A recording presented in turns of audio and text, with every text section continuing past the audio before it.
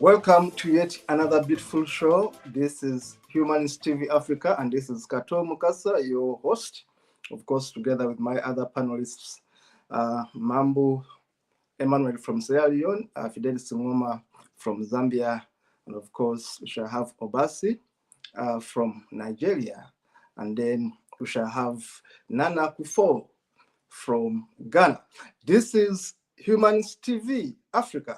You are welcome. And today we are handling humanism in its entire meaning. This is episode 1. Of course, I want to encourage you to subscribe to our YouTube channel and Facebook page, Humanism TV Africa, so that you can be able to see this and more episodes coming your way throughout the year. We are just beginning. With me in the studio, of course, is Dennis Bongole, based in Uganda, our administrator, and of course, we have Brian Kabeko in Kenya, and we have Logan Hayes from South Africa. This is a team of over 12 disciples of humanism, and we're going to be talking about humanism, human rights, government, politics, commerce, banking, life, marriage, everything about humans and life. This is your TV. You shall be having interviews, street interviews, on a number of things, discussions on marriage, on children, on education.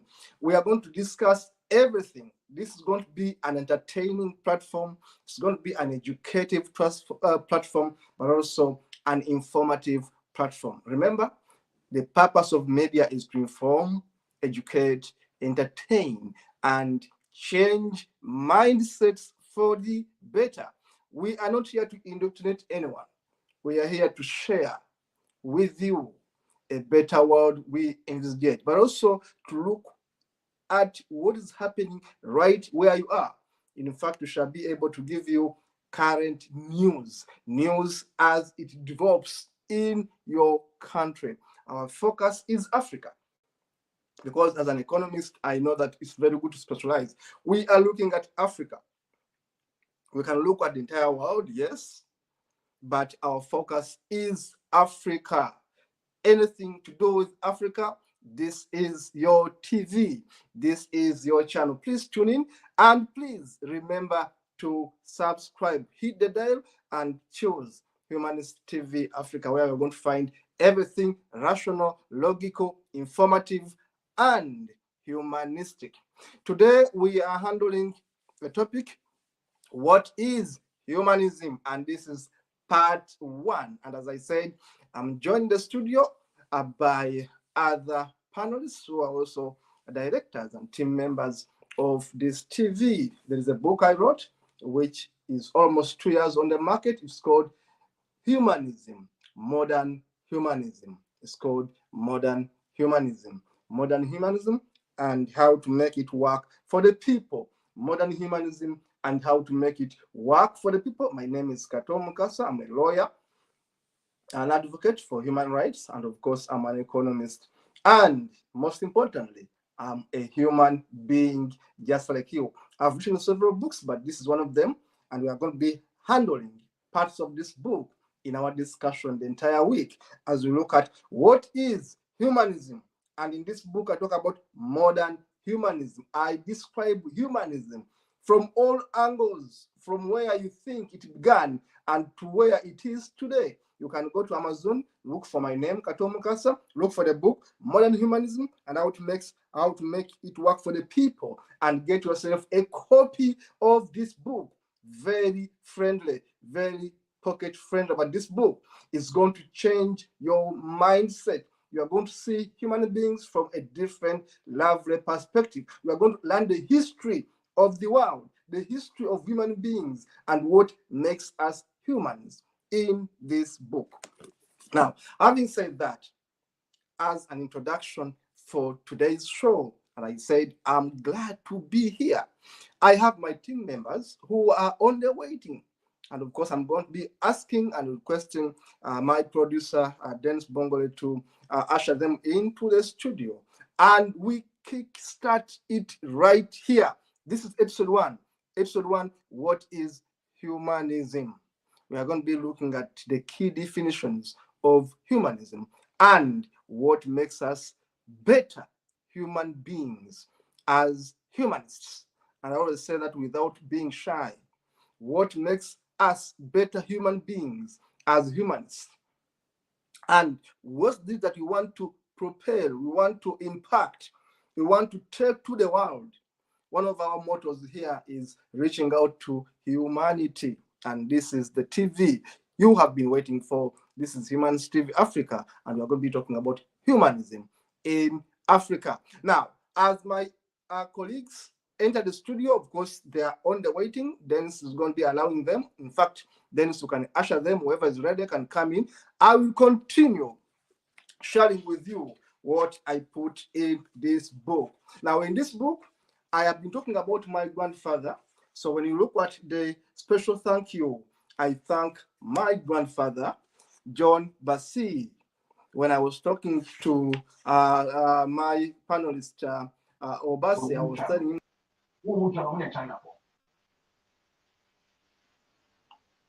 it's we have found the cancer about to problem.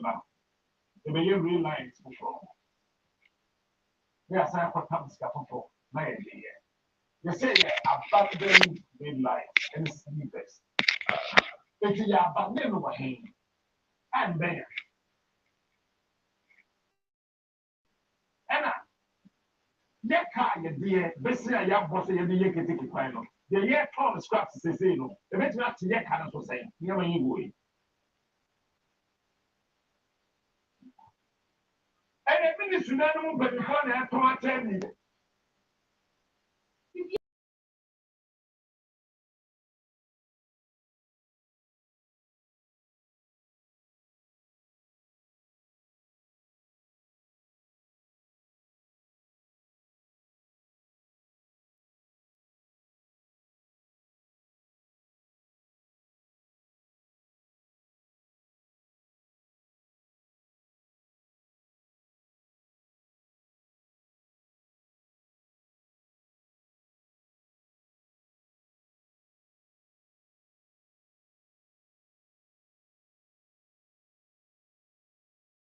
Get a top and buying everybody. After 2 minutes, you concern Captain. Over so much as a police for an answer, this your area more, and answer, nip up by FPO, and now one. Yes, I want you to whom is concerned. Hello, Kato. Hello. Comrade Kato. And a Chinese company now. Hello.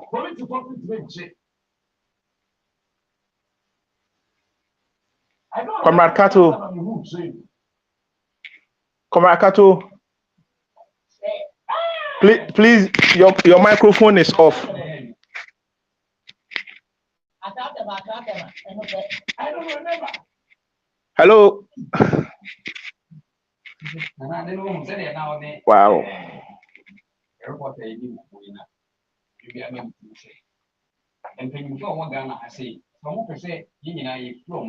Hello, Comrade Kato, please, your microphone is off.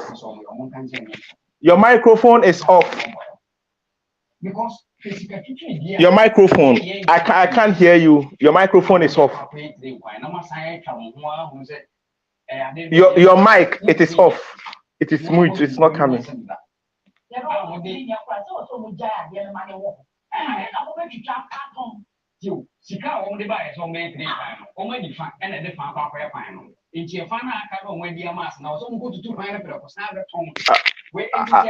you can adjust your microphone small, I can't hear you. Yes, I can't. No, I can't hear you. I can't hear you.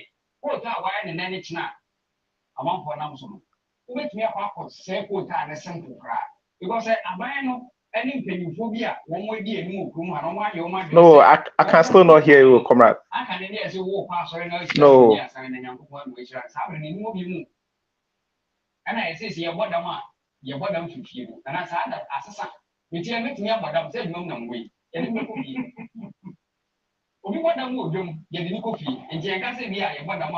Sorry, family. I'm thinking Comrade Kato is adjusting his microphone.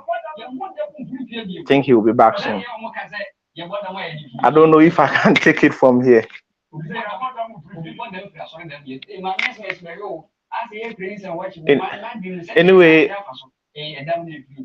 Anyway, I'm Nana Kufu David, a staunch humanist from West Africa, Ghana.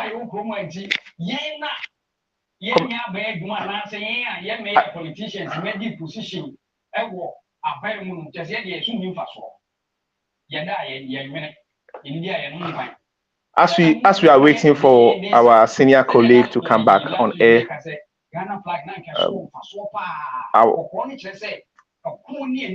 I think he was introducing his latest book, and I'll request each one of you to buy his book because it is very knowledgeable, interesting, and can really help forge the unity of humankind, not we as Africans.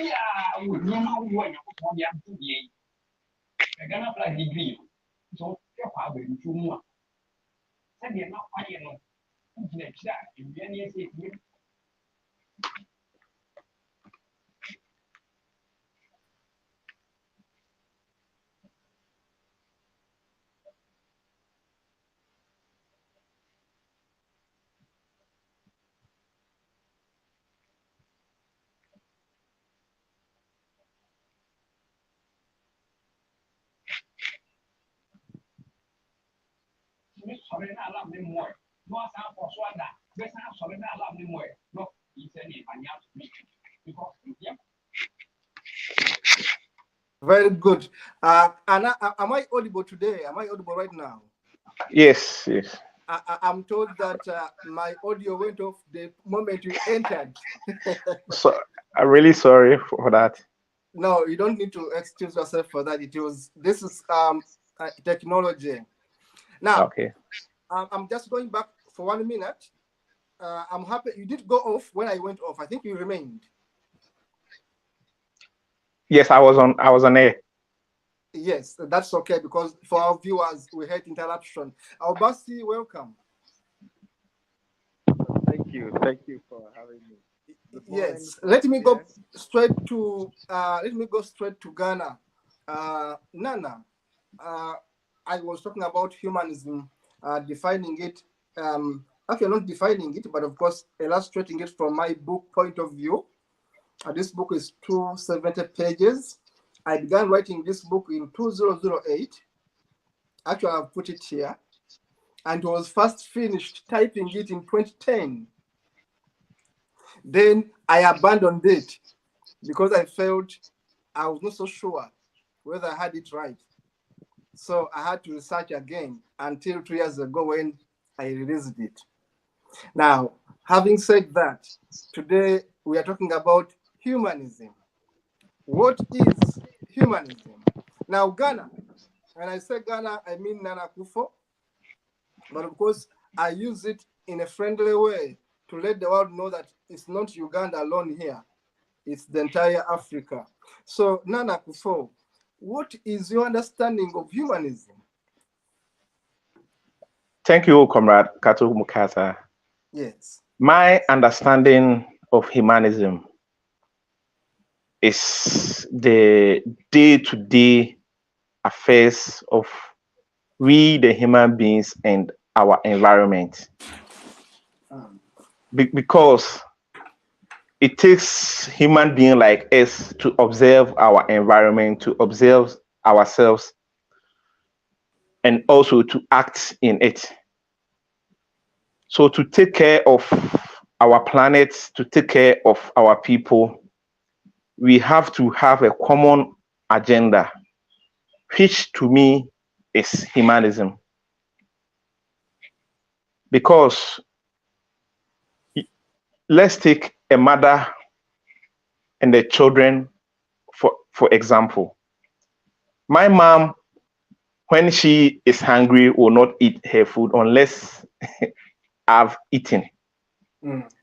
She's trying to make me survive in this harsh environment we have. Yes. That is the blueprint of humanism.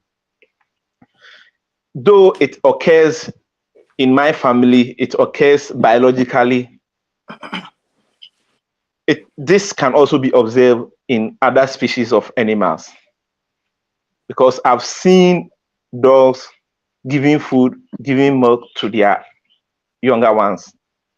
Yes. So as humans as we are, it deems on us, all of us, to help forge a united front. And to forge a united front, we have to understand, and we have to feel, we have to put ourselves in the shoes of other people. Putting ourselves in the shoes of other people will make us understand, will make us feel how the world is being run, how the world is being, how the world is faring. So humanism for me is the basic concept of survival. And to take my country as an example, to take the place I'm coming from as an example, we live communally. When you are hungry and you reach someone's farm and there is food there, you don't have to go back to the house to ask or beg for the person. You can take some of the food and take even more. When you reach the person's house, you give some to the person and tell the person, I was hungry. I don't have anything on my farm. So I harvested some of your produce. Here is mine and here is yours. If the person even doesn't need it, he can say, oh, I already have some. So give it to the next door neighbor. It makes this place, it makes this planet, it makes this earth a haven for all of us. So humanism to me is a conscious, though it is biologically embedded in us, consciously, we have to make effort to promote it or to increase our humanistic values wherever we are. And it is through humanism that I can say Honorable Kato is my brother, because he understands me, he feels for me, though he is in Uganda, he understands the need of me as an African, as a Ghanaian. So for me, humanism is the survival mode of humankind. That's something small I can talk about humanism. Exactly. Thank you so much, comrade brother. I'm humbled hearing that. You gave a very good example. You know, people must stop defining humanism for us. They must stop. We must define humanism on our own, from our own angle. But we must have arguments that what is it that makes a humanist different from the rest? Yeah. But the way we view humanism as me and you, as anyone else, is what it is. You gave the example of a mother who can forego a meal to take care of her baby. Mothers are the first humanists. And there's no question about that. So when I tell people that, look, humanism is part of us as human beings, that no person brought humanism to Africa, I mean it. Yeah. Humanism is humanity. Humanism is person, is what makes us humans. You talked about a bird that feeds the young ones. I have photos of birds. One day, this week, I'm going to be showing you them. You see birds coming in and feeding young ones. There's also a photo I have, which is a very sad photo, where a bird was killed, a mother bird was killed, and it had these little birds in a nest. So because it was not able to go back to the nest and take food, the little birds in the nest died. Because they depend on this big bird to come and feed them. So when a photographer took a photo, he found them with their mouth ajar, their mouth open. But they were skeletons, but their mouth were open because they were waiting for the mother to put food in their mouth. Now, that is humanism. What else can define humanism better than that?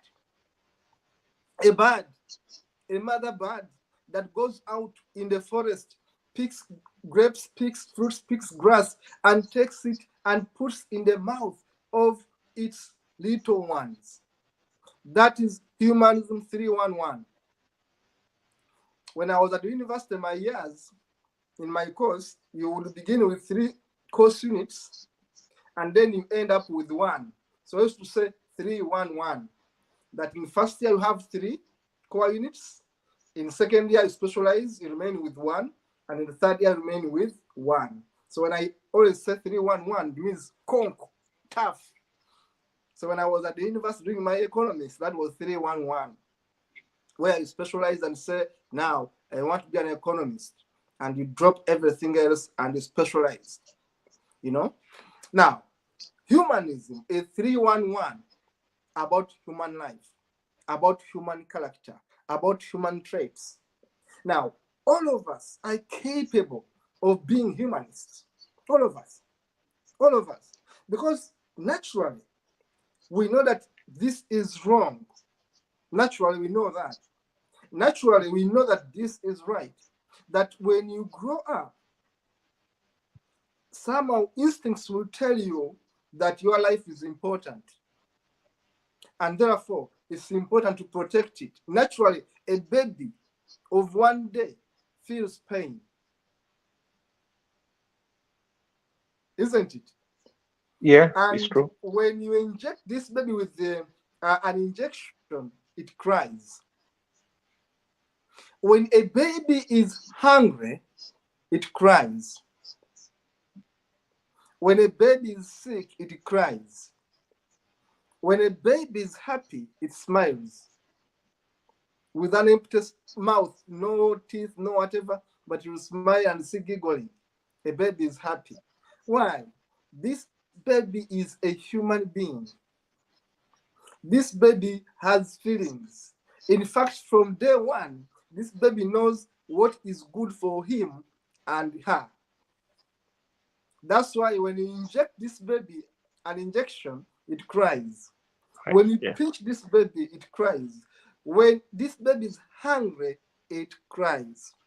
And when you hold him very well and maybe put him up and down, pat on the back, he's going to sleep, he's going to relax, he's going to laugh. Why? This baby from childhood is trying to define what is good and what is bad. Now, for people to define for us what is morally right and what is morally wrong is for them to overshow their importance. Yeah. You get where I'm coming from? Yeah. For anyone, for any government to define what is good for me, Katomokasa, what is good for Nana, that government is overshooting their self-importance. Because basically, from childhood, I know what I want. I know what is good for me. I know what's bad for me. And I begin with the individual, the me. I haven't gone to society. I'm beginning with one person, the me. And I began with the analogy of a baby who feels pain and can tell you without speaking a word that I'm hurting here. I'm hungry.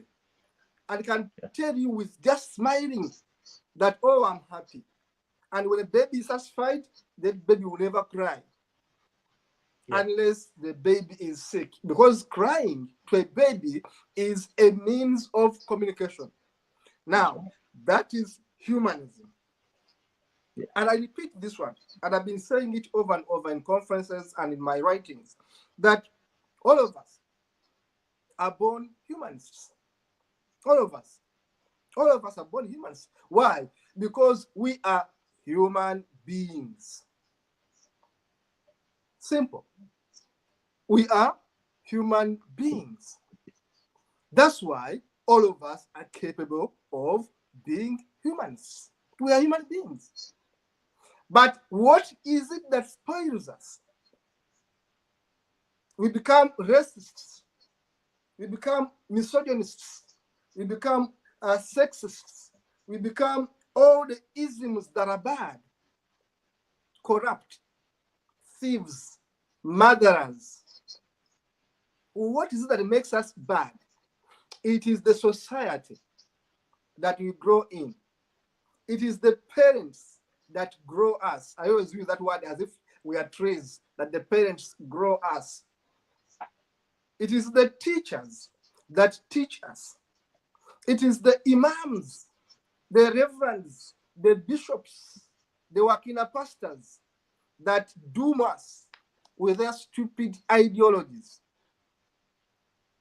The schools which are fake, that pass on indoctrination, that give us what they want us to learn. They force their own ideologies in us. They begin telling you a black person cannot succeed. A black person is weak. A black person is poor. A black person doesn't have this and that. So you grow up knowing that, oh, we cannot invent. Oh, we must be begging for aid. Oh, we must be running to the West for everything because we have nothing. The school tells you that, look, you are a third world country. It doesn't exist. It's stupid, hopeless. But the school is going to teach you that. The school, because it has the curriculum to define who is better and who is bad, love, and who is poor and who must be a slave. It teaches you that. So it puts you in your line. We call it in your lane. The school teaches you that. They will teach you in their Bible that, look, some people are supposed to be slaves, and that's okay. Others are supposed to be masters. So, slaves, obey your masters. Now, already the school, the church, has placed society, has placed strata. I call it strata in economics, classification of people. They say, you are better than this. For you, you are supposed to be a worker. For you are supposed to be a servant. For you are supposed to be a priest. It classifies you that you are a chosen one for God, and for you, you are cursed. The Bible will tell you that Adam had 3 sons. People know 2, but had 3 sons. Seth was the youngest. People don't even know him. Cain and Abel. And Cain killed Abel. Now, the Bible ends there. Do you know the Bible is misogynistic? The Bible doesn't mention to anyone that basically Adam had daughters. Yet, when I read deeper, the so-called forgotten books, because I've read theology, I've read on my own. When I read the forgotten books in theology, the books which were eliminated, I discovered that Adam had daughters. In fact, Adam had twins. And I discovered that Cain was killing his brother over a sister because, according to their stupid mythology, they were only one person, Adam, and one woman, Eve. Therefore, it means that to multiply, the brother and sister had to have sex. But the main Bible doesn't show you clearly these facts. But again, when you read the books that were eliminated, you are going to see that, oh, Adam had daughters, and these daughters mated with brothers. Now you can see incest begins with the Bible. Incest, which means I can have sex with my sister and we can reproduce. Because how else would one man, one woman have children and their children produce other children without sex between sisters and brothers? Now, why I bring the analogy of Adam and Eve, of course, I don't believe in the Bible. I have to make this one clear for my viewers. The Bible is a book of lies, mythology, unfounded. The Bible is not a historical book. The Bible is made up stories of ancient people who lived in barbaric times, who were goat herders. So the Bible is myth, is stories. Like in my culture, where my mother comes from, they have their own stories. Where my father comes from, they have their own stories of how the world began, of how human beings began. So this is how the people in the Middle East also had their own stories, but they were lucky enough to put them in writing.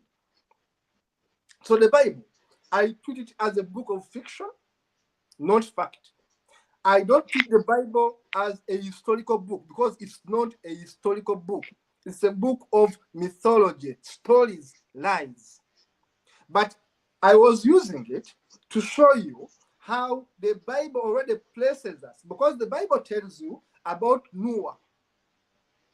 You have heard about Noah and how Noah had sons. And remember, the Bible doesn't mention daughters. Yeah. It's always about sons. Then the Bible tells you Noah had 3 sons, Shem, Japheth, and Ham. And then the Bible tells you that Ham was the black guy who was cursed. Welcome, Ngoma. Fidelis, can you hear me? Fidelis, can you hear me? Fidelis, can you hear me? Okay. If you can hear me, please put your hands up, a thumbs up if you can hear me. But let us continue. Now, to go back to the perspective of this, Ghana, Nana, you are hearing me, I think. What I'm giving the viewers as an introduction is that the world taught us to discriminate others. The world taught us to hate each other. The world taught us to say this is inferior, this is superior. The world, because the baby is born innocent. Ngoma Fidelis in Zambia was born innocent, just like you in Ghana, just like me in Uganda. But who teaches us to hate each other? Society. Who teaches us to say I'm superior and the other one is weak? Society. Who teaches us to say that a woman is nothing, a man is everything? In society. Because society is going to tell you in my culture that a woman must kneel before a man. Okay, that's culture. And society is going to tell you at one point that a woman must stay at home and cook food, and a man must go outside and work and bring food. Society. Society has already classified human beings. So we go back to the question, what is humanism? And as we have defined, because I want to bring in my brother, Comrade Ngoma Fidelis from Zambia, what is humanism? You define humanism from a perspective of a mother. And also, you gave an example of a bird feeding young ones. Then this is how I also gave an example of a baby. How a baby is humanistic from the start. Today, I was on a platform, a think tank platform, talking about Zambia as the only country in the world I know that was founded on purely humanistic principles. That it didn't even end there. They went ahead to put it in their constitution at one point, to even put it before their parliament. That was the great man called Kaunda and his team. And I should tell Zambia there, Fidelis Ngoma, that when I was 19 years, I was putting on Kaunda suits. I have photos because my hero was Kenneth Kaunda. I mean, that's how revolutionary I was. I have my photos. That's how I loved Zambia. That's how I loved Kaunda, because I believe that Kaunda had a history of loving humanity. And he put Zambia on the right map of humanism. Now, humanism is part of us. Whether you are European, whether you are American, whether you are Asian, you are humanist. because we are born humanists. But somehow society tells us that you must be a Catholic, you must be a Muslim, you must be a Seventh-day Adventist, you must be a Shintos, you must be a Scientologist, you must be a Buddhist, you must be a Zionist, whatever it is, or a Jew or a Judaist, whatever it is. Now, society defines us according to where we are born. Finally, before inviting Comrade Ngoma, I was born in Uganda, and I was born in a Catholic family. My mother, up to now, is Catholic. My father was secular. Now, because I was born in a Catholic family, I was taken to Catholic schools. Now, you can imagine that society already was shaping me to believe in the worldview of Catholicism. Now, if Nana was born a traditionalist, is more likely to turn that way.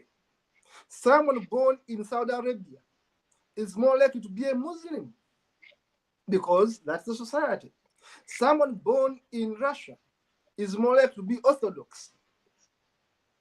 Someone born in North Korea is more likely to be an atheist because the society has defined how people are going to be brought up. Now, humanism is what makes us humans. And initially, as we shall be discussing throughout this week, humanism began with religious people. Nana, I know you have heard that. Humanism began with religious people. They were what we called religious humanists. Yeah. Because humanism is part of humanity. Yeah. People simply hijacked it and owned it. So we can understand humanism from different angles, and all of us can be right. That's why in the book, I simply define now what is modern humanism. I call it modern humanism because we have had ancient humanism. And ancient humanism also came in different variations. It kept on changing. They were religious humanists. Then they moved on. Then they moved on until today, where we have now modern humanists. So my comrade brother Fidelis Ngoma from Zambia, the only country which was actually founded on humanistic principles. Welcome to the show, Ngoma. Ngoma, can you hear me? Ngoma, can you hear me? Dennis, if you can hear me, send a message to Ngoma and tell him that he doesn't hear us. Ghana, can you hear me, Ghana? Yes. I can hear you, Kato. Yeah. Ngoma cannot hear me, and he doesn't actually. Ngoma, if you cannot hear me, someone should help you to let you know because I cannot type when I'm on set. Ngoma, can you hear us? Ngoma, Fidelis Ngoma. Dennis, if you can hear me, please send a message to Ngoma because I don't want to be typing when I'm on set. Ngoma, we are waiting for you to give us your own feedback. Now, going back to you, Ghana, Nana Kufo in Ghana, I want you to take us through how your journey into becoming a humanist was kick-started. Thank you very much, Comrade Kato. Growing up, I realized everyone around me was telling me I'm a bad boy. I'm a bad person. Because yesterday, I told you about my grandfather, my father's father. Yes. I lived with him for a very short while till he joined his ancestors. And he told me I shouldn't be afraid of anyone. There were sometimes prominent chiefs will come to his household. Everyone would vacate, but he will not allow me to go. Yeah. So I grew up not fearing anything, not fearing anyone. and I was bold to speak my mind anytime I was called out to address the public. So people misunderstood this boldness as me being stubborn. So so when I was growing up, I I I, I it was something more or less like a self-fulfilling prophecy. I accepted that I'm not a good person. I'm a bad person because I don't respect the elderly, and I'm a very respectful person. But everyone around me was telling me, you are a bad person. You are a bad person because I so I couldn't fit in. I couldn't fit in church. I couldn't fit in school. I couldn't fit in my society. So ever since I was growing up, I've been walking alone. I have friends. Everybody's my friend, but I've been. Yes, yes, Ghana, Nana, yes, yes, Nana. That's beautiful of you. Thank you so much. Nana, you got off. Fidelis Ngoma, can you hear me? So my journey through humanism began when yesterday I said it when I realized when I stole a book, a Theodore Shakespeare's book, How to Think About Weird Things, because I didn't understood the world by then, because we were living in this earth with this superstitious mentality that everything we are not alone. There are spirits around us. So we have to be careful in our ways. There is a place after we are dead we will be going. So one is always cautious of his utterances and so many other things. So I was in a prison. To be honest, I was in a prison. So till Yes, yes, yes, yes. We shall, you continue coming in. Viewers, of course, you have I'm to sorry, excuse the us. There line is is the off. internet. Yeah. How to think about weird things. A critical thinking book, and I'm pleading on Kato to get us this book because I set it on internet and it was very expensive. There's new edition because this book explains everything, and you can understand it as a lay person. You don't have to go. You don't have to go to be a scientist to learn science to understand this book. It explains almost everything. So when I stole this book, which by the way is not is unhumanistic, but it's unhumanistic to steal someone's property. But I stole this book, and my life has never been the same. So I became an atheist, and later I realized there is more to atheism. So through the internet, I found out about humanism, which is the conscious effort to love your neighbor as yourself, without thinking that you will receive a blessing or you'll be going to heaven or you'll be going to hell, in a non-superstitious manner. So this book really shaped my thinking, and I accepted humanism because it was, as we said, humanism was, let me say, it was with us in the beginning. So through this book, I became an atheist, and I wanted more because as an atheism is just the non-beliefs in deity or spiritual stuff. So I wanted more. I wanted to try to learn about because if you go back to my Facebook post, I think 2011 or so, I was Confucianism. I was trying to learn more about other religion, and I wanted to fit in. But the more I learn about religion, the further I was going further away from religion. So humanism, I started learning humanism from the Western philosophy point of view. So I would say humanism was already with me, was already with my family, was already with my society, and humanism is, I usually tell my mom always, sometimes my mom blackmails me by crying, saying he raised me a Christian, but I'm not a Christian, and she will shed some crocodile tears trying to blackmail me. I'm going to hell. How can she be in heaven? And I said, Mom, you are not even going to heaven, because I think in the Bible is about only 1,005 people, and in the Old and New Testament there are more than 1,005 people. Mom, so she has this deeper feelings for me that his firstborn is going astray. And I understand it is religion. It's the doing of religion. It has hijacked her mentality, and she cannot even enjoy the a small time we have on this planet. She can't even enjoy it with me, because she thinks I'm an atheist and I'll be going to hell.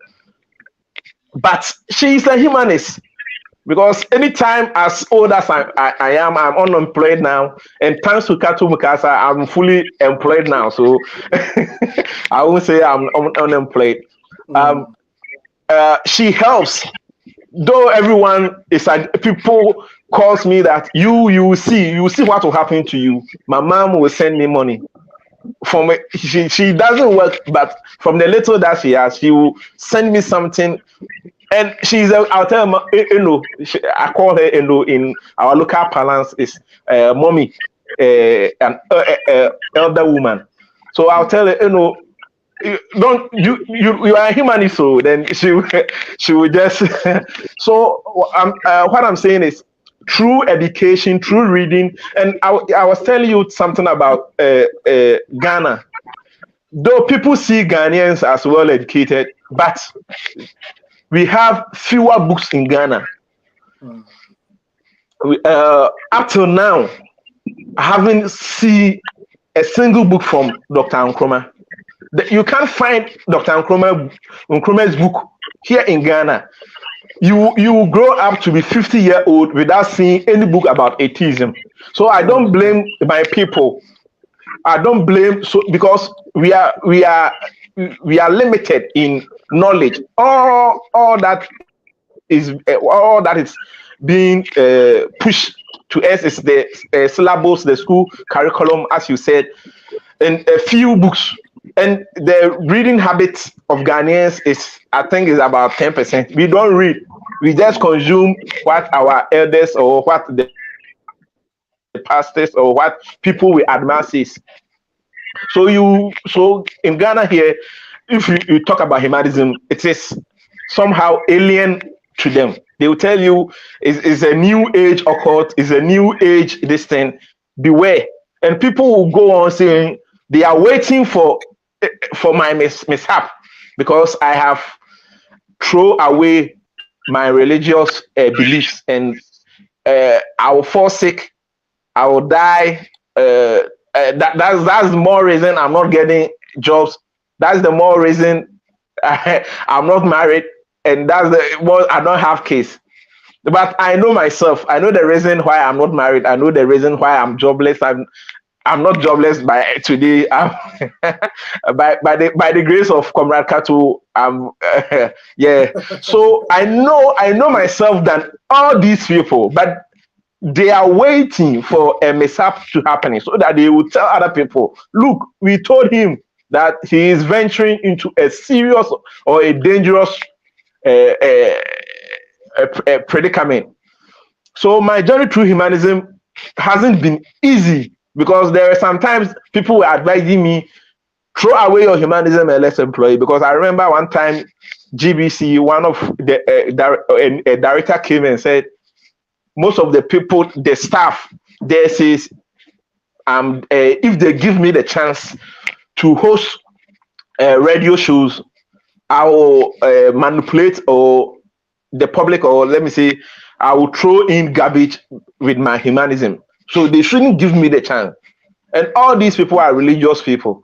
So me being an unemployed, I can say is deliberate. It's a deliberate attempt by people to not allow me to be to not allow me to tell people the other side of life. So it hasn't been an easy journey, and him to be a humanist, though biologically we are all trained to be humanists. The aspect of religion and the aspect of God through is a very key, because if you think about God, then there is no tomorrow, because God can choose to end this planet right now. And with religion too, we are always expecting the end of the world. So how can you build schools? How can you build hospitals? How can you build a good society whilst thinking about the apocalypse or the end of this world? I don't think it is madness. And we are shooting ourselves in our foot, because you can't think about progress whilst also thinking that there is this man flying, descending from the sky to destroy this beautiful planet, only planet we have. So I realize with religion, and I'm also a stand supporter of humanism throwing religion out, because if religion is added to humanism, then everybody will bring on board, their own madness into it. But we in this world, I have my own personal beliefs, I have my own subject, my own feelings, but it is an objective word. That is why we all spend a common currency. I can spend $1 in US and I can spend it in Ghana. That is why we all accept gold, because I can't say we have a special gold for Ghana, and if Comrade Kato is gifting me a gold, I will say it is not gold. We have an objective reality, and which we must accept that this is objective reality, and we must follow that objective principle of life. So humanism, to me, is an objective reality. It's not subjective, though we have our subjective feelings and how we go about doing our own things. But I think this world is more or less objective, because we are using the same technology to communicate right now.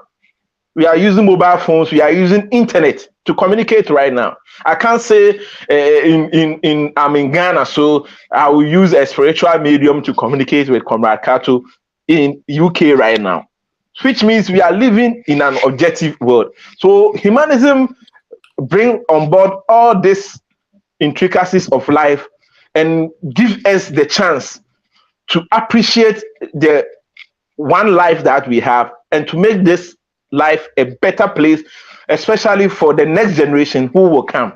And as I said yesterday, we Akans are ancestral worshippers. My grandfather was an ancestral worshipper, and ancestral worshiping is humanism, because for you to be an ancestor, you have to live a good life. You have to let the whole community, the whole society respect you. You have to let the whole society know that their needs are your needs. So at the end of your journey on this planet, people will pray through libation and mention your name.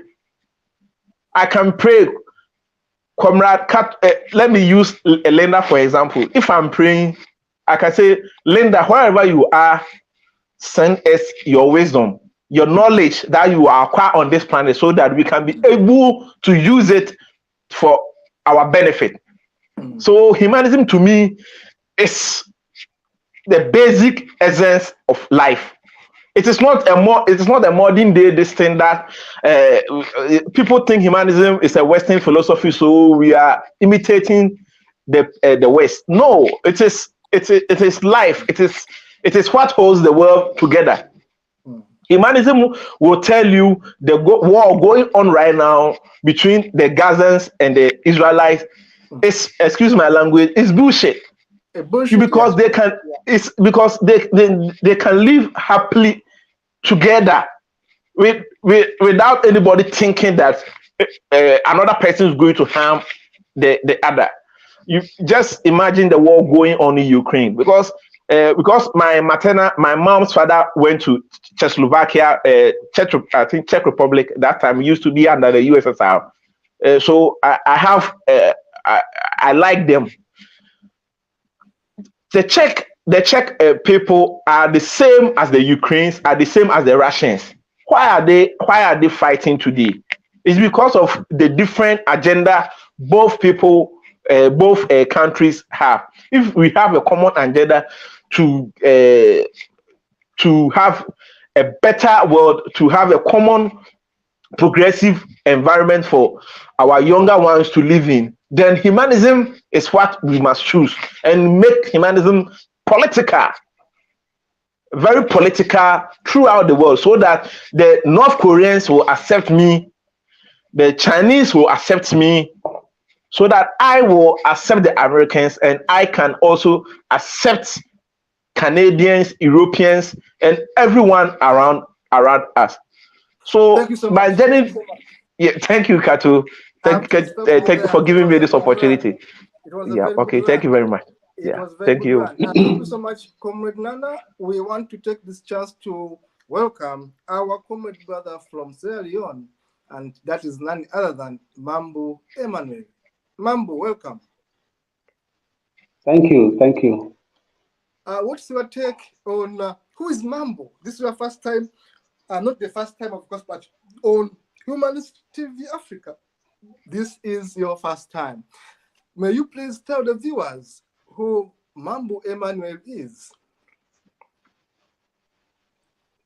Um, Mambo Emmanuel is a Sierra Leonean, born in Sierra Leone. I grew up in Sierra Leone. Um, Went to school and tertiary, everything in Sierra Leone. I've been living all my life in Sierra Leone. Have been working for an organization called Humanist Watch. Um, Also did some work with FAO and WFP and Engineers Without Borders. But because of lack of humanism in our politics in Africa, that is why Emmanuel is now in Uganda. Yes, the reason why I say that because if we actually have humanist leaders in Africa, I think there will be no killing, there will be no fight among ourselves because we accept ourselves as one race and also accept ourselves as brothers and sisters. But because our leaders lack the ethics of humanism, that is why some of us are not in our countries today. I Exactly. was uh, I was driven uh, at the point of death uh, because it was because of the help of Linda and my comrade Kato that I'm grateful, and that is why I'm even here to talk.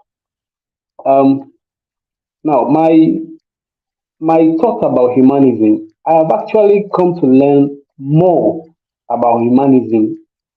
I think it's through Linda and Kato. I'm very grateful for that because I can see that when I've researched and actually been part of this team, I have learned that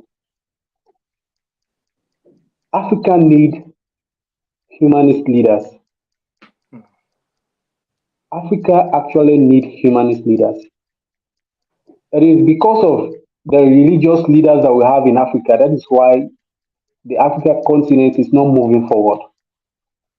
Because we don't have respect for race, we don't have respect for our individual freedom. We are actually trying to. I mean, the African leaders are actually trying to they are self-centered. Like they want all the good for themselves and forgetting that they are ordinary servants for those they are leading. If you actually accept that you are a servant, you are a server, you are there to serve your people in a good way, I think there will be no issue in Africa. And the other concept is that our people believe that humanism or Yes, Mambo is off, but of course he has been giving us his own part of the story. And of course, I have to thank you, Comrade Nana Kufo, for assisting Comrade Mambo when he was in Ghana. Of course, he mobilized and he was able to get 7 days of accommodation at the hotel where I was. So I have to give you the flowers when you're still alive for doing a great job, Nana, there to support a humanist. I remember telling you, sending a message in the night and say, Nana, can you help me? I have a brother here who's in your country right now and he's stuck and I want to get him an accommodation because I have no funds at the moment. And of course, you came in and helped this guy with 7 days of accommodation. So I have to thank you. And of course, let the world know that you played a great role. And this is the importance of humanism.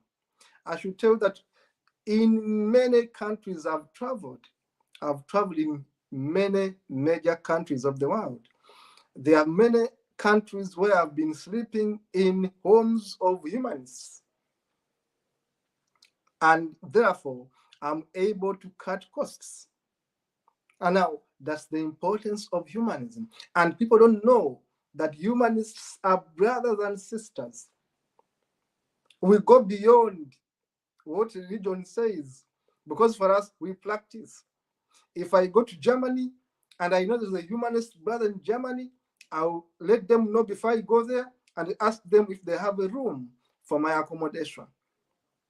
And almost in all countries I've gone to, I've been hosted in families of humanists.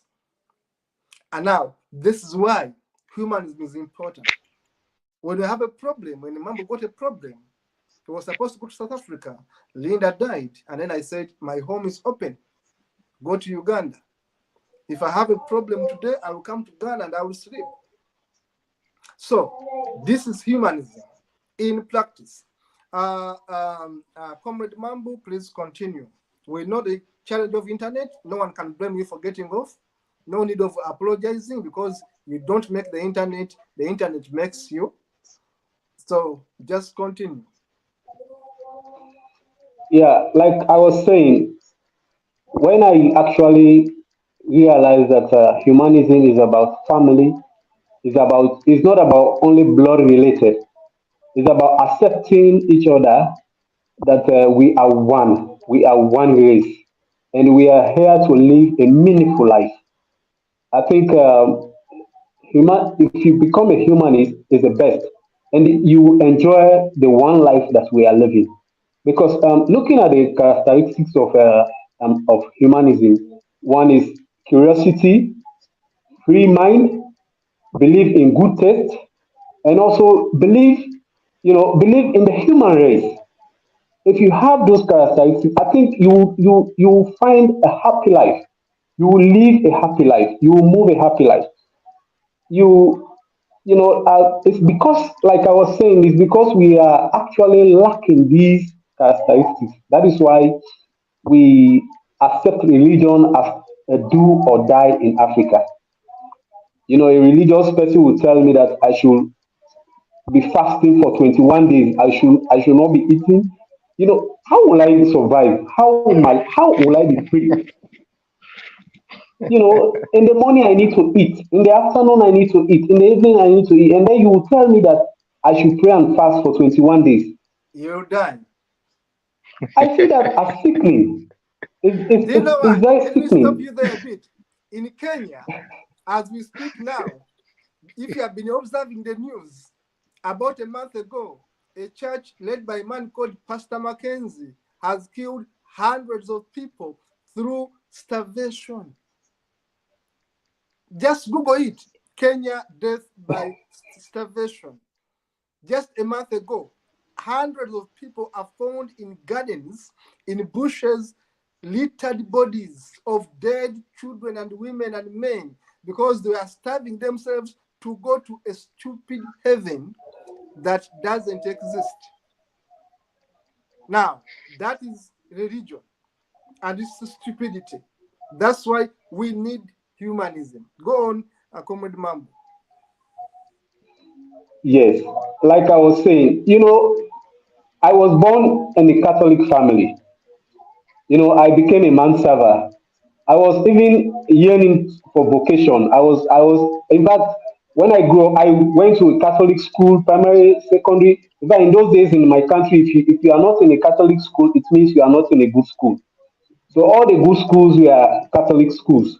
And when you go there, they will like try to initiate you into a system that you will believe that there is no other thing that what their ideas are the best. Whatever they taught you is the best in life. That you should not accept any other thing in life unless the Catholic religion. And then later in life, all my friends, some of them went ahead, and then I backslided. I was like, later in life, I realized that this is religion is something. It's a little bit tricky. One of the way I suspected that religion is a little bit tricky was when I went to church. When there is time for collection, you see the congregation. Everybody will go and put collection, but the priest will not get up and put money. It is only the congregation that will put the money. So I was thinking, is it that the priests are not allowed to put money in church? And this money, they say we should give it to God. How is God taking this money? Then they will see the money being used by these priests, being used by these pastors. They use it to drink alcohol. They use it to take women home. They use it to buy fuel in their vehicles. They use it to feed themselves. And then they are being supported by us, the members. They are being supported by us, the congregation. I was like, how will I be giving money? They will force you to give money. They have all those tricks like you celebrate. Okay, this is October or this is November. All the ones that have birthdays in October, come and put money. All the ones that are born in October, in November, come on. And then you see them, the pastors, the priest, they will not put money. So it's like we were used to feed them. We are used to support their daily life. And then I thought, no, I will not put money anymore if I don't see the pastor put money. I will not give any donation. And in fact, all the donations are going to the pastors. Like if you say, let's build a church, and then I'll give like a 20 bags of cement. Who is the head of this church? Who is going to be eating this money from this church? Who is going to be collecting all the good things in this church? Mine is to just come into this church, sit down, talk whatever you want to talk to me. In fact, try to tie my brain more and more, to believe what you are saying. And then at the end of the day, I take out my money and then give it to you again. I say thank you for making me a fool. That is how I see it. By after you've taught me to be a fool, and then I take money again and bless you, say, okay, thank you for making me a fool. That is religion in Africa. And in Africa, there are some religions, if you are not part of it, they see you like a lower animal. They see you like that.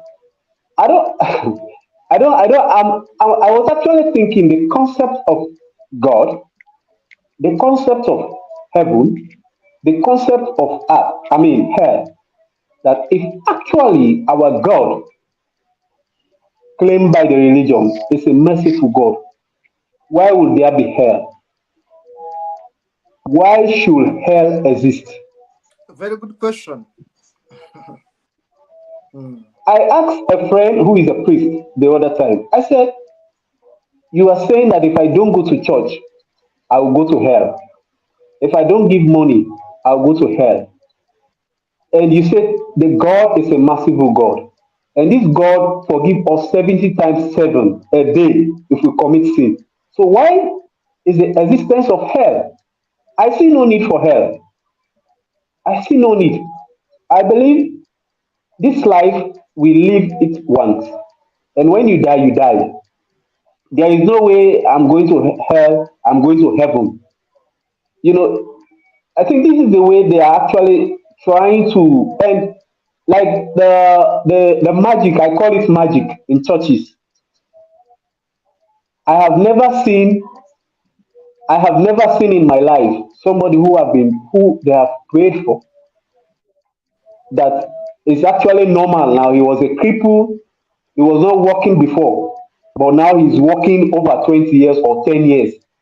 I have never seen that testimony. That somebody will say, I was paralyzed 5 years ago, but because I was prayed for, and now look at me. 5 years ago, I was like this. Now look at me. No, I have never seen that. And I am actually challenging that I really want to see that person. Mm. That the person will say I was paralyzed since birth, and now because I was prayed for in such and such church, and now I'm walking. I'm no more paralyzed.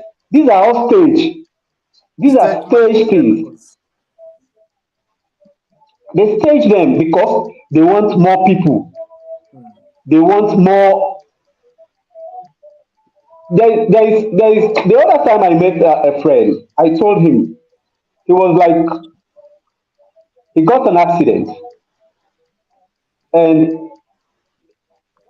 they took him to a doctor. The doctor treated him and he was healed. Before him saying thanks to the doctor, he went to the church and said, "Thank you, Pastor." Why did he say thank you, Pastor? Was it the pastor that healed you or the doctor? So these are the concepts in Africa. We take everything that is because of religion that I'm existing. If I don't call the name of God, I will not live to see tomorrow. If I don't call the name of Jesus, I will not see tomorrow. So the whole concept of African life is being covered by religion. So I think being humanist, you will live a free life. You actually realize that it is because of you that you are existing. It is because of you that you are moving your day-to-day life. It is not because there is a God somewhere. It is not because there is a Jesus somewhere. It is not because there is a pastor somewhere. That is why I'm living. That is why I slept at night. No. So I am actually yearning that a day will come that I will visit home again, because when I realize the concept of humanism, I am actually in pain for my people back home, that they are actually going through a lot because they don't know this concept. They are in darkness. They are actually being deceived by religion, and it's actually affecting our African society. It's actually affecting our African community. It is. So I really, really, really appreciate this Humanist TV, and I know this Humanist TV is actually going to move forward in a twinkle of an eye, because our concept, our belief, what we are preaching out there, our people need it, Africa need it, the world need it. Thank you. Thank you so much, Comrade Brother. Comrade Mambo Emmanuel, of course. Thank you, Comrade Brother. Nana Kufo in Ghana, and of course, Dance Bongole in the studio, and of course, Fidelis Ngoma, who have been disturbed by the internet and is briefly off. This is Humanist TV Africa, and please hit the dial, subscribe, so I can be able to see these and more videos. We shall be appearing on your screen on a daily. Some of us, this is part of what we love to do. It becomes work. So we shall be appearing on this screen on a daily. You're going to have programs by Mambu, programs by Nana there, programs by Obasi, by Mariam, by Fidelis Ngoma, by Chinama Tauya, and Obasi. People are going to be here, not my face. Different people with different programs. So just stay tuned. This is the right TV for you. Remember, we are balanced, we are informed, we're informative, we are reasonable, and we are out there to make humanity better. Now, I'm going to take you through a brief slides. I'll call them slides. I organized memes picked from different angles to explain humanism in a brief. So Dennis, our producer, is going to be showing us on the screen a few memes which I'll be able to explain, and we hear what other people think about humanism. Welcome, the audience. Welcome with me, Dennis. Let us have these memes which explain what humanism is so that we can see, was our perception in tandem with what others think? And I would say yes. What Nana said is 100% right. What Mambo said is 100% right. That is humanism. But now, let us also look at what other people say about humanism. Remember today's show, we are defining what is humanism, and this is episode 1. So now that is humanism from a British perspective. Remember, my eyes are not so good, so I'm going to find a way to read them. A humanist is someone who recognizing that life is short and seeing no evidence of an afterlife and no outside hand who shapes our fate, resolves to lead a fulfilled and moral life, accepting that all that matters then is how we treat people and other animals, as well as the planet around us, cherishing happiness, freedom, and progress, and enjoying the one life we have. That is the perfect definition of who a humanist is, and it's from Humanist UK. Then we move on. Now, Humanist UK, where I am based at the moment, did a survey just this year, and these are the results of a survey. Humanist UK did a survey in UK. 50% of people in UK, as we speak right now, are not religious. It means that above 50% of the people in UK don't believe in any religion. Only 12% of the people in the UK are Anglican, 7% are Catholic, 18% are other Christian, and 9% all other. Of course, including humanists, atheists, and others go there. But this is good news. Of course, no religion is where the humanists are and atheists. All others, those SDA, Shintoism, whatever, those go there. Now you can see that in the UK, humanism, atheism is taking over. 53% of the people here say there is no religion they follow. That is Humanist UK. Then let us continue, please. Next slide, please. Yes, this is Linda Tilley, my friend, my comrade, our sister who just passed away. This is what she posted. Linda made this poster. What does it read like?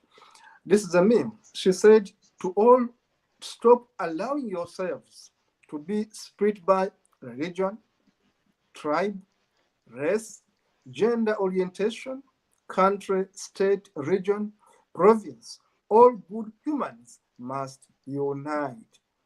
That is humanism as defined by Linda Tilley. Linda Tilley also said, no God is coming to save Africa. Neither is the West going to save Africa. Only can we save ourselves and each other as a united continent of good. Continent of good. Humanism is about good, doing good better. Now, this is humanism, how it means. Humanist UK says that humanism means relying on human reason to solve problems, promoting human freedom and happiness, and recognizing human responsibility for each other and our natural world, embracing our human values, making the most of our human potential in the one life we have. The one life we have. That is the definition of humanism. I'll repeat it once, then wait. Humanism means relying on human reason to solve problems, promoting human freedom and happiness, recognizing human responsibility for each other and our natural world, embracing our human values, making the most of our human potential in the one life we have. Then we can continue. The one life we have. Then we can continue with another slide. Humanists stand for what? Humanists stand for universalism, not tribalism. I hate tribalism. I'm a product of different tribes, therefore I hate tribalism. It is natural, even if you are from one tribe, you should hate actually tribalism. So universalism, non-tribalism, freedom, non-conformity, generosity, non-selfishness, diversity, non-uniformity, equality, non-hierarchy, empathy, non-pity, rational doubt, never certainty, courage over fear, and truth, love, and kindness above all else. Don't ask me what we stand for. Let me repeat it for you, Dennis, and everyone. Let's leave it there. I'm repeating, who are humanists and what do we stand for? Dear viewers, this is what we stand for. Universalism, not tribalism. Freedom, non-conformity. Generosity, non-selfishness. Diversity, non-uniformity. Equality, non-hierarchy. Empathy, non-pity. Rational doubt, never certainty. Courage over fear. And truth, love, and kindness above all else. That's what we stand for. That's what this TV stands for. We stand for those values. Now, what is a humanist focused on? Humanists focus on here and now. We live in one world, and our life is here and now. There is no heaven, there is no hell, because we believe it is the only life we have. I repeat this one for everyone. Humanists focus on here and now because we believe it is the only life we have, and that is humanism. That is humanism. Very good definition. Now, this is humanism from a different angle also. Humanism is non-atheistic. Non-theistic. It means it doesn't involve gods. It's a non-theistic worldview with ethical values informed by scientific knowledge and driven by a desire to meet the needs of people in the here and now. At the foundation of those values is an affirmation of the dignity of every human being. How lovely. I'll repeat it. Humanism is non-theistic worldview with ethical values informed by scientific knowledge and driven by a desire to meet the needs of people in the here and now. At the foundation of those values is an affirmation of the dignity of every human being. How lovely. Then let us continue defining humanism. Science is not the truth.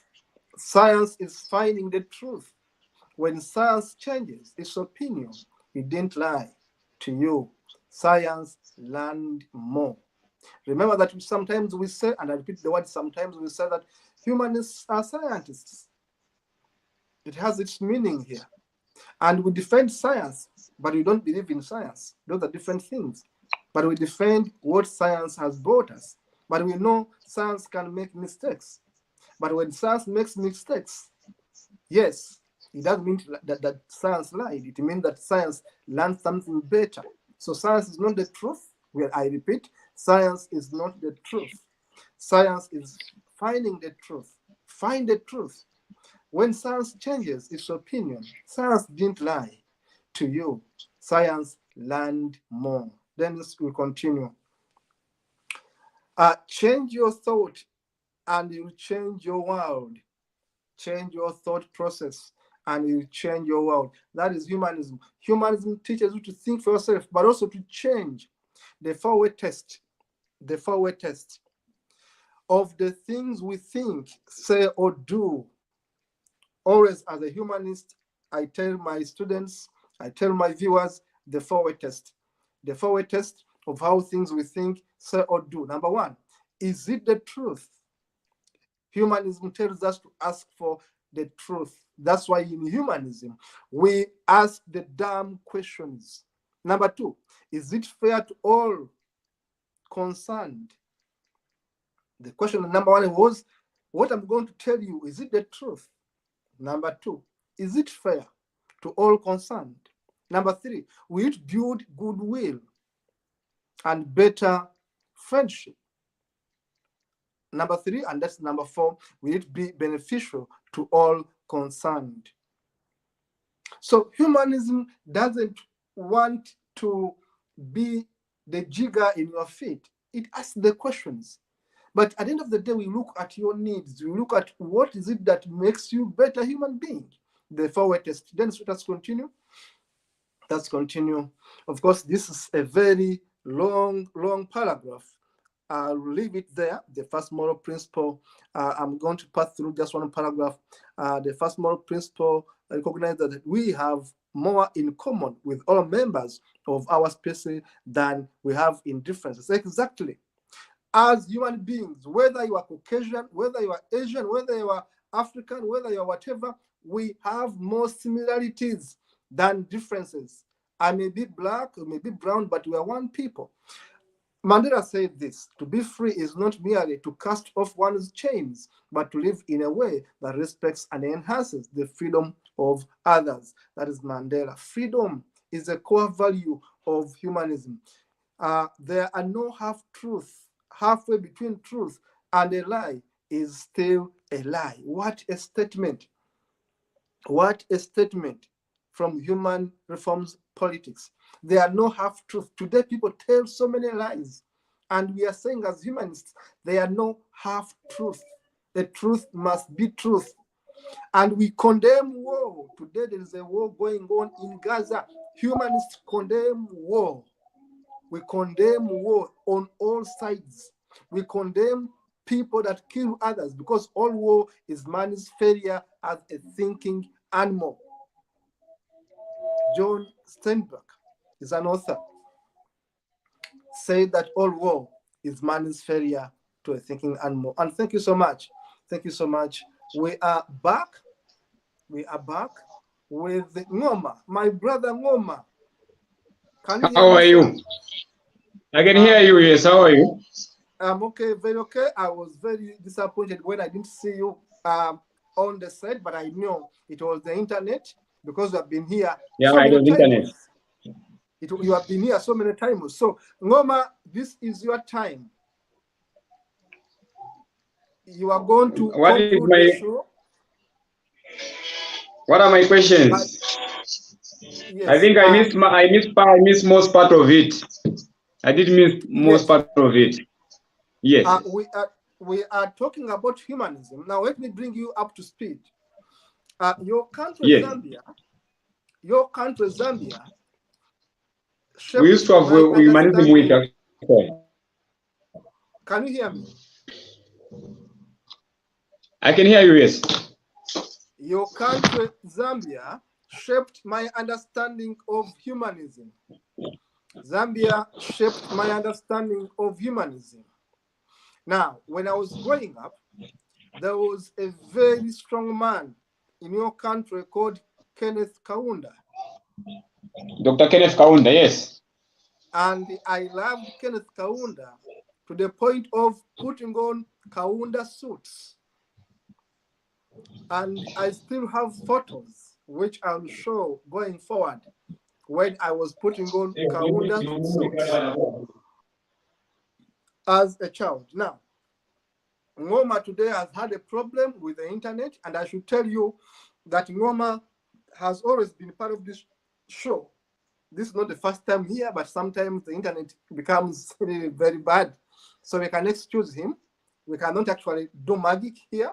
Ngoma is failing. Now, going back to Nana and going back to Mambu, I will start with Mambu. We are going to be concluding. Mambu, from the presentation I've made, in just 1 or 2 minutes, what can you tell the viewers about your understanding of humanism from the slides I've shown to the viewers?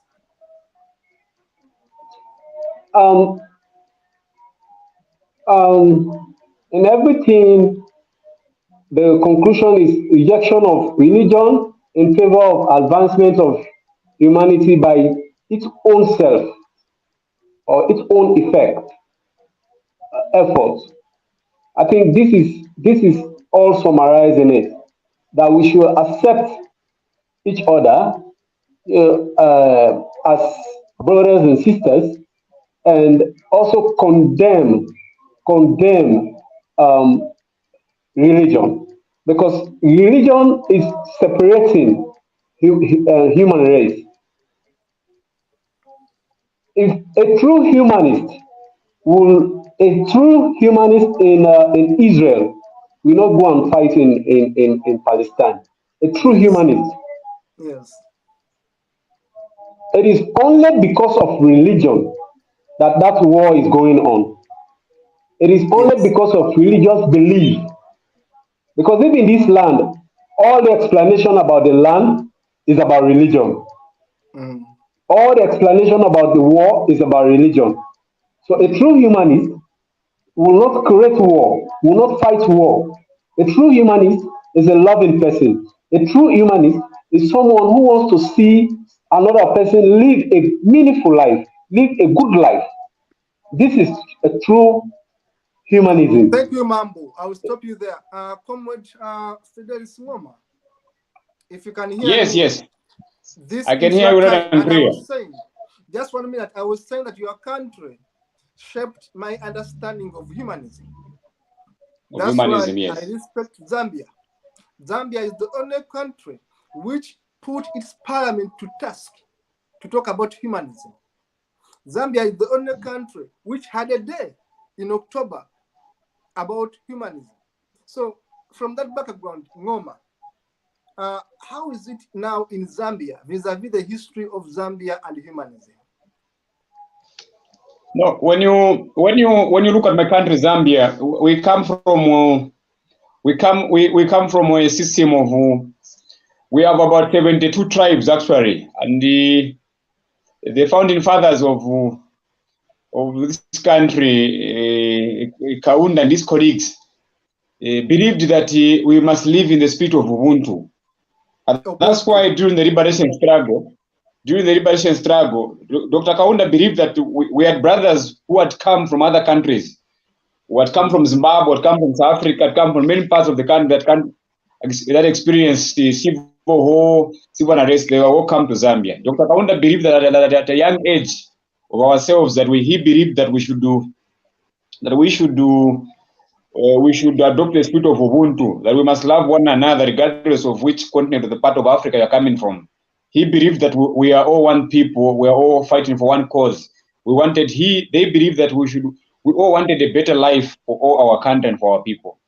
So Dr. Kaunda believed that a humanism week and that particular part during the Independence Week actually, in every October it was a humanism week. People would to help your neighbor. You would do different activities. You would go to a hospital. You would donate things to the poor because he believed that humanism, that we are one, that we must never allow these policies that come from the West that were dividing us, actually trying to put people in two classes.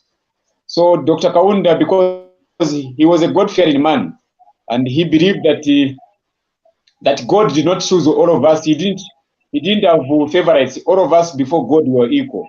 So he taught us that from the beginning that a brother from Uganda and a brother from Zimbabwe are one people, are one. He showed us that we shared the same values and we had one common agenda because we wanted a better Africa for everybody. So the humanism is an African concept that describes how we ourselves want to govern ourselves, how we want to run our affairs of our country, how we believe religion. Because I'll give example of religious over the period of years. You look at the priests, those that came, the missionaries that came to Africa, came to Zambia. They came to teach us about their own culture in Europe. Dr. Yes. Kaunda did not agree with that because he believed that we had our own way. Our people had our own way on how they can understand things. How I can talk to my own African brothers and even explain the Bible to them, even explain the Quran or the what. There's an African way on how we do things in the spirit of Ubuntu. Because if I'll give example like the war that is happening in Israel. Israel from the beginning, the Palestine actually, because Jesus, when you follow Jesus very well, we believe that he came from those where we call that these are rejected towns at that particular time. You talk about Palestine, you talk about those were villages, Galilee, Judea, they were all there in the Bible in the beginning. It is an unholy confusion that it is a war that starts from the Bible. But you and me, under humanism, we believe that we're all human beings, we're all one. We are all equal before each other. Your needs are my needs. You need health, I need life. It will be very unfair for me to end somebody's life. So in Dr. Kaunda's philosophy and policy, because Zambia is a funny country, there's 72 tribes. We have got 72 tribes as a country. 72 tribes as a country. For the last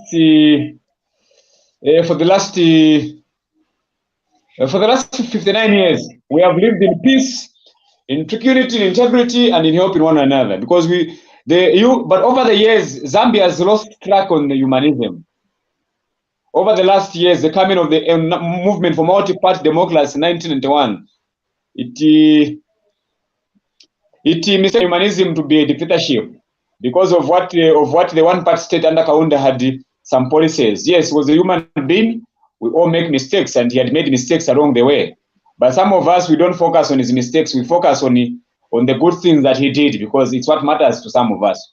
Because every human being has got one or the other side which is wrong. So you look at over the years, Zambia seems to have been losing direction on humanism. And when you look at the political parties that are taking place today, we have got this Socialist Party of Dr. Fred Membe. It talks much about humanism. Its policy and how things should be run. It goes because humanism. It called for hard work. We were called it calls for hard work. It calls for sustainable. We don't depend under humanism. We don't depend on the West. We depend on ourselves, on what we're able to produce for ourselves. We take care of our own resources. We want to run them. So under the period of this period from 1991, I would say over the last 2 years or 21 years, Zambia seemed to have lost that track on humanism. It lost it because the enemies of humanism have accused humanism to be a very bad policy. They have called it says dictatorship. It comes with brutality, but that brutality again, even under democracy, we have seen it. It's still the same actually. So you look at that every progressive policy that our forefathers had introduced in Africa, so long it was bearing fruit for our people. The enemies of this humanism has always made sure that they have to make sure that humanism is associated with brutality, that is dictatorship. But under Dr. Kaunda, Humanism Week was a very serious week because it called for reflection of who we are as Africans, of what is it that we're trying to do for our brothers and for our sisters. So under Dr. Kenneth Kaunda, there were 4 policies. Number 1, he called for hard work, that he reminded Zambians under the Humanism Week near independence. He reminded Zambians hard work. He reminded us where we are coming from, that during the liberation struggle, we had our brothers and sisters whom we kept in this country. Number 3, it reminded us that nobody under humanism, that nobody will come and help us our poverty levels that we are facing. It calls for us. Under humanism, Dr. Kaunda allowed us he didn't declare Zambia a Christian nation, but he believed that every religion had the right to worship and to talk to their beliefs and how they believe it, with tolerance from other sections of society and civility. It is what has made us throughout the last 59 years that we have never had civil, no civil unrest. We have been a peaceful and that. Yes, we might have our differences. So humanism plays an important role in the life of an African, and I'm happy that the Humanist TV, it takes us, we need to understand our history. Where are we coming from? Where did our forefathers, what were they fighting for when they embarked on liberating our country from the colonial masters who shared Africa among themselves? What is it that we as Africans, as young ones, what is it that we Africans, have we lost track on that history? Do we need to, are we adopting a foreign culture? Are we running away from our identity that defines Africa? Because me, I'm proud to be an African. I am proud that I come from a beautiful country, my iconic country. I'm proud that I come from Uganda, I come from Ghana, I come from Nigeria, because we are all one people. In each and every country, one language or the other language is too similar. It is these guys that came to divide us because they feared that the unity of African would make the African continent one of the powerful and richest continent in the world. So they made sure that they put borders. When you look at themselves in their countries, they are living very peaceful. They have no boundaries in their countries. You can move from Germany to UK. You can move under, but you move from Africa. You want to visit Ghana. You need to have a visa. You need to have a passport to get checked. It is all these were part and part put us makes that we lost it. But otherwise, under the humanism policy, Africa is better off because Africa will be a better continent under the humanism policy. Because you talk about religion, even this religion, yes, those of us who went for priesthood, did our studies for priesthood, did many studies, you will come to understand to say, look, when you look at the colonial masters, you have seen there's a video where I've watched where people have been. There's a picture of an actor who acted the first film of Jesus Christ, the first movie of Jesus Christ. Yes. People regard that man as they regard him as a true face of Jesus Christ. Which is wrong. Which is very wrong, actually. Africans, we look ourselves to say Jesus was white. Jesus was a mongrel. Is it Nimrod or mongrel? In classification of races, actually. So throughout our history, our generation has been brainwashed to grow up in that, and through that, we have given up our own culture, our own Ubuntu. We believe that Jesus is white. We believe that Jesus came from Jerusalem. We believe that people in Europe are holy. We believe that every pastor who comes from Europe, they are holy. We look down on our own culture. But under humanism, under my own country, humanism was able to help us to understand that despite religion, we still had a culture that we cherished and that we valued, which is an African culture. An African culture that has tolerance for each other, love for each other, taking care of each other. Because how do the same people that preach the gospel to us today, they call us racism, actually is more high in Europe. The people that brought us the good news, the people that taught us. So we talk about under humanism, there is no this philosophy of education, which is a theory. Under humanism, it was practical education. It was education that when you graduate from school, under Dr. Kenneth Kaunda, people acquired skills. People went to the national service after finishing their Form 5. They went to be trained in various fields before they would report for university. By the time that they were going to university under humanism in the Kaunda days, you'd find that somebody was going to the national service, somebody was going to University of Zambia to start medicine. They might have done agriculture, they might have done carpentry, they might have done mechanics. He believed that the country needed somebody should have a skill. You need to have a skill to survive. So over the last years, I've seen the African continent. We have lost it actually because everyone wants a white-collar job. Once they were me in the office, I'm seated, everybody wants to be in the office. People cannot go to the garden. People cannot have other source of means. We have been brainwashed, and that's why we align to ourselves that the war in Ukraine and Russia affected Africa in terms of food security. How does it affect Africa? When we have our own land, our own water here, how does it affect Africa? So we must move away from a continent of dependence on handouts, because humanism does not promote handouts. Humanism promotes hard work. It promotes self-sustainability. We must be sustainable ourselves. We must provide for our people. We must provide food for our own people. We must do our own work. We should not wait for. Look at I'll give example. I'll give example of the COVID pandemic 19. Look at how African countries were able to make their own medicines, we made our own vaccines, Africans. We would boil our leaves, drink it, steam, put on something, steam ourselves, and we were all healed. While our brothers in Europe were busy jabbing themselves with different words. So it shows that we Africans, we are capable of becoming purely self-sustainable and economically independent. Only if we go back to our history, where are we coming from? What were the reasons why our forefathers, the Nkulumas, you talk about the Nyererezi, you talk about the Samora, you talk about the Mandelas, you ask all of them, the Oliver Tambos, You talk about the Stephen Biko, they were all young, the Patrice Lumumba, all these people, when you ask them what is it that they were fighting for? What is it that they stood in 1964 and 1965? The first African Union was formed. Have we lost track over that? My brothers, when you ask Africa, no, Africa is listening. If we ask ourselves, Africa, why should the African Union in the continent of Africa be receiving funding from the US and from AU? Why should EU be funding our African Union? Why? Because we're told that the one that funds you dictates your future. He gives you the conditions. The one that gives you, feeds you, will provide you those conditions. So we need to understand to say, where has our African leaders lost it? Where has the church lost it? Has the church in Africa lost its significance, its contribution? You have politicians telling the church to keep quiet, not to question them.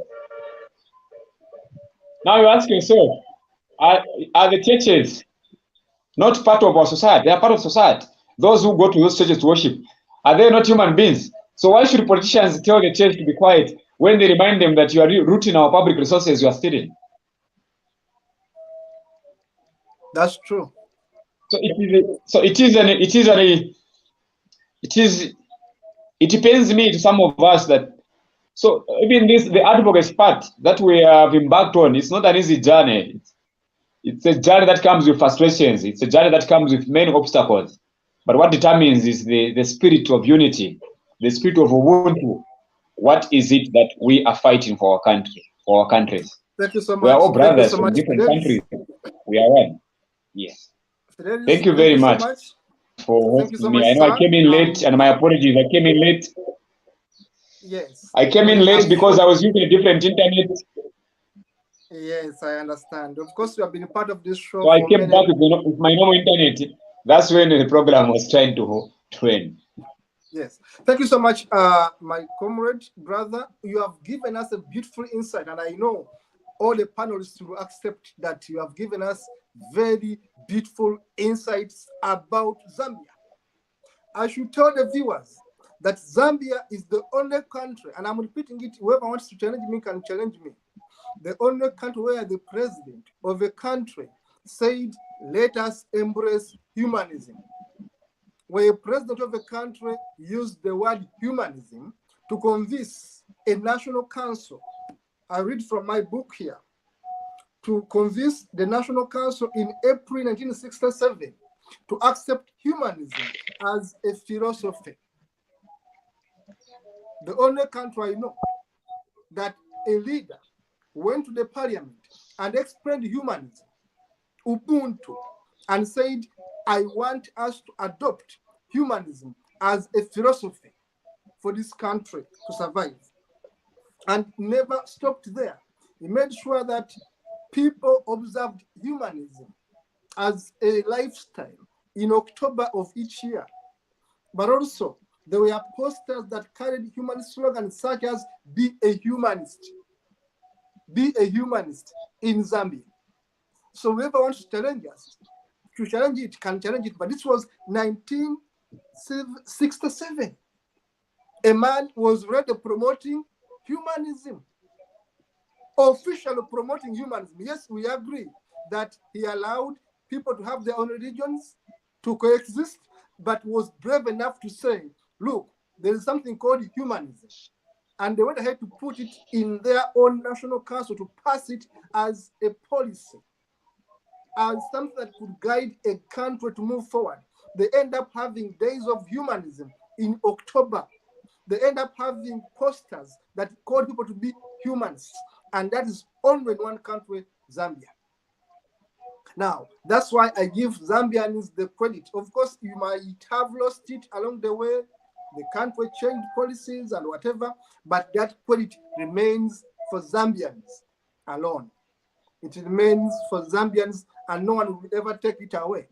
Now, having said that, in the next episode, which is going to happen 2 hours from now, we are going to deeply go in our various countries to showcase how our cultures actually reflect humanism. We are going to talk about Ubuntu from Nigeria Ubuntu from Ghana, Ubuntu from Zambia, from Sierra Leone, from Uganda, and how we as Africans understand Ubuntu to be the true definition of humanism. So this is going to be our next episode, 2 hours from now, for those who be able to make it. I want to thank you so much for making the show. Please, may you give your parting shot, one line or two. I begin with a comment from Ghana, Nana Kufo, your parting shot. Thank you very much, Comrade Kato. And I really learned a lot from Zambia. I'm a Pan-Africanist, and as Kato said yesterday, most Pan-Africanists, I am beyond Pan-African. I think a one-world government is better for all of us, and humanism is the only tool that can lead us to a united African front. Without humanism, I don't think Africa can ever unite. So I will take this opportunity to tell all other Africans to lend a listening ear to the Humanist TV, because this is the show that can unite the whole Africa. Thank you very much. Thank you, Comrade Kato. Thank you so much, Comrade. Comrade Mambu, your parting shot for the show today. Yeah, all I can say is the African Humanist TV is the best TV in Africa, because it is the only TV that will tell you how you will live your life in a peaceful way, how you will live your life in a meaningful way. It will also direct you to know much about human life, human existence. And I want to thank the African nation and the world at large that we should actually promote this TV. And this TV is the best. If you actually want to learn more about your life, about things that are happening about the meaningfulness of your life, I think Humanist TV is the best TV to live with. Thank you. Thank you so much, sir. Comrade Ngoma, I welcome you in the next show, because everyone here, so that we can go deeper. You'll be the first one to go if you happen to come in the next show at 2 hours from now. Ngoma, you are parting shot for this show. You are parting shot. I just want to appeal to my brothers actually across Africa that the Humanist TV is a good platform for all of us, because it's actually a revolution that is trying to activate what we had lost as an African continent. Because I want to appeal to my brothers in Zambia and Africa and SADC actually, and all of Africa and the world, to make sure like our page and follow it, and there will be more interesting stories to come on this TV channel towards the Pan-African agenda of the 1964, which had seems to have died, which needs to be activated and needs to remind ourselves that it has to be taken to schools and back to many parliaments, that why have we abandoned the Pan-African agenda, which was adopted in 1964? Why have we abandoned it? We seem to have lost it. Africa can never be facing the levels of poverty that we are facing today if that Pan-African policy manifesto was implemented in each province or country. Africa needs to be one and needs to unite and needs to focus on focusing on helping on reducing the levels of poverty. And that can only take place if we follow this TV channel, because we are going back to history, why our forefathers fought for our independent countries to be where we are today. Thank you. Thank you so much, sir. Thank you so much, Nana Kufo from Ghana. Thank you so much, Mambo from Sierra Leone. Thank you so much, of course, Fidelis Ngoma from Zambia. See you in the next one. Thank you so much, Dennis, in the studio. Thank you so much, the viewers, for being part of this big network. Please subscribe to Humanist TV Africa. Follow us. We are going to be here every day in different programs. See you in the next one. Thank you.